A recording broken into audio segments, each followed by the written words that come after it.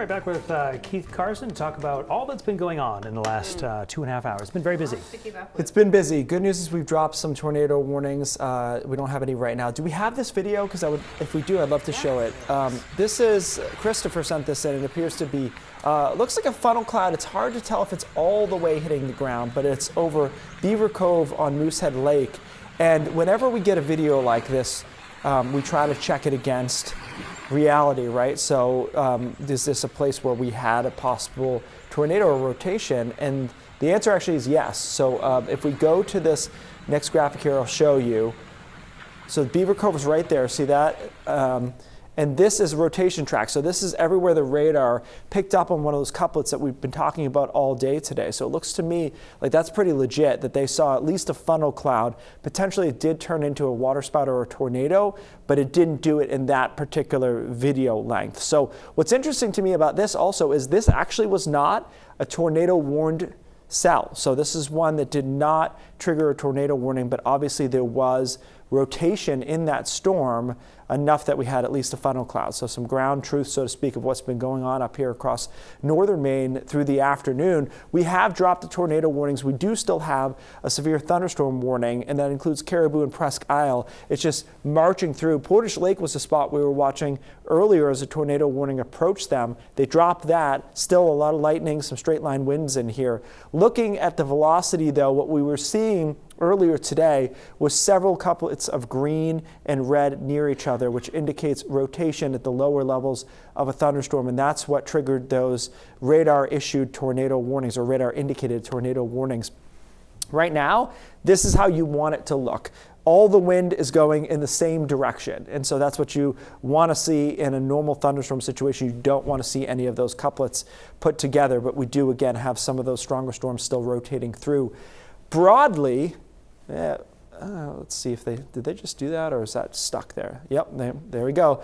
Ryan's right on top of this, or Dana. They're seeing that has developed here. So they just popped this one to the south of that broader severe thunderstorm warning that we talked about. So they have placed that in a tornado warning, and hopefully we can get the velocity here in a second and take a look at this. My guess is, looking at it, that it's sitting somewhere in here. Let's see where it is. Okay, yep, so right there. So typically in these type of cells, this one is actually different than the last few because this is broken off from the line of thunderstorms. The last few have been in the line, so this is broken off. We call this a discrete.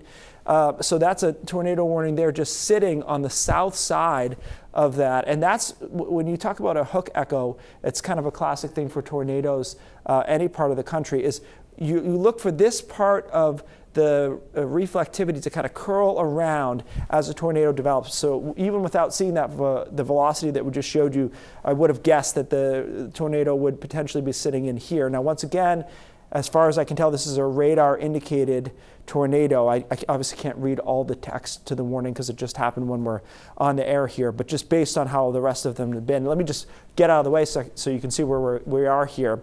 So if we're tracking this off to the north and east, maybe just a tiny bit more of an easterly component here. These are the towns that we're looking at here over the next 15 to 20 minutes. Now it would be, thank you, Ryan, just a little bit farther east here. So it looks like it would go to the north of Patton. A lot of times, if there is a tornado, the tornado part of it is a little bit more easterly in its trajectory as compared to the overall line, which is obviously moving off to the north and east. That's why we have kind of a broad cone here.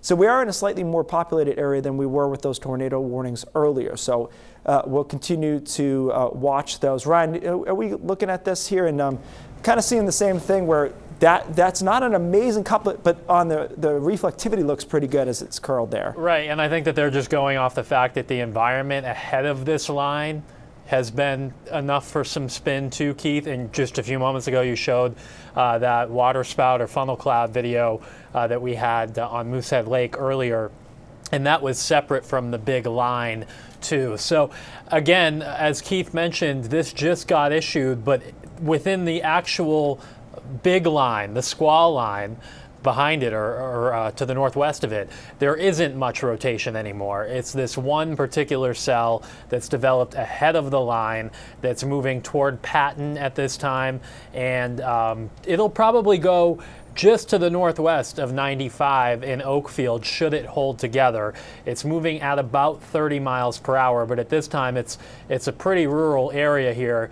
Mount Chase and just to the northwest of Patton. Those would be the areas to watch.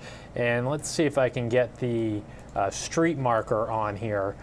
This is Route 159, Shin Pond and Mount Chase just to the northwest of Patton. So Keith, we'll continue to keep an eye on this. This is a pretty rural cell, but again, this warning's up until 6:45.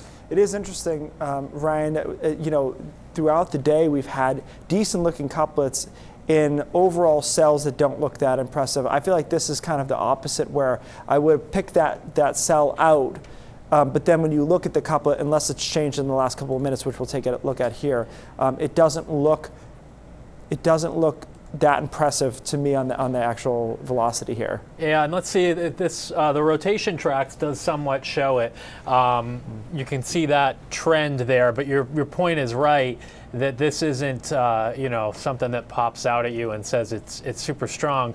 Dana just made a good point to me that perhaps for people hiking up around Baxter State Park and Katahdin, you know, Katahdin is on this map right here, so that cell did just travel over there a short time ago. Well, if nothing else, you might be able to get some eyes on it if that's the case, because you'd have people who would actually be able to see it, which has been a challenge all day today, is you have these cells that are really quite rural, and so you don't have any ground truth as to what's going on. But to your earlier point, so the video we showed of Moosehead Lake, Beaver Cove, I wouldn't have picked that couplet out either. So we're clearly in this situation where the environment is conducive to spinning these, and I think that's the reaction the National Weather Service had, and probably the reaction we had too, because realistically, if we didn't have this history today, I'd look at that and say, it's probably okay, but we know, you know, that we have a history of it.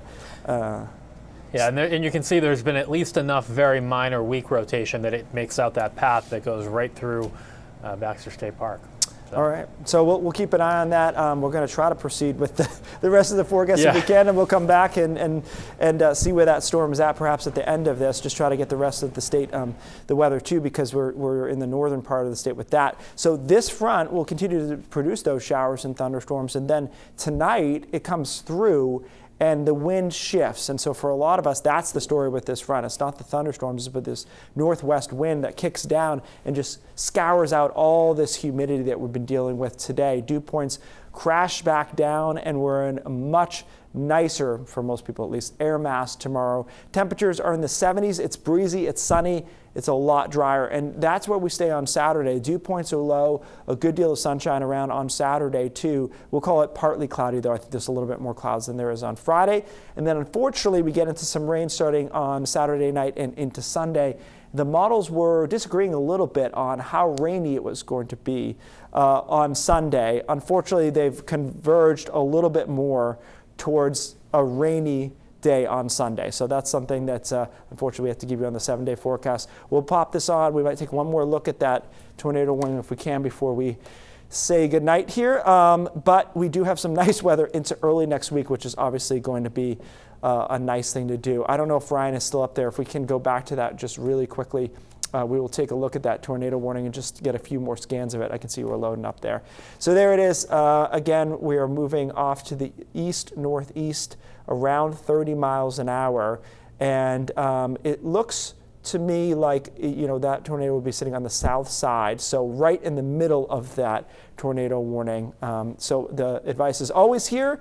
If you're in that tornado warning, your phone should beep that you want to get to the lowest floor basement if you have one, as I do. Okay, lots to keep an eye on there. Keith, thanks to you and the entire weather team, of course. And a heads up, if you're watching us from Bangor, your weather coverage will continue, certainly as that warning is ongoing for where you are. If you're watching us from Portland, NBC Nightly News will be next. Thanks for joining us tonight at 6. Have a good night.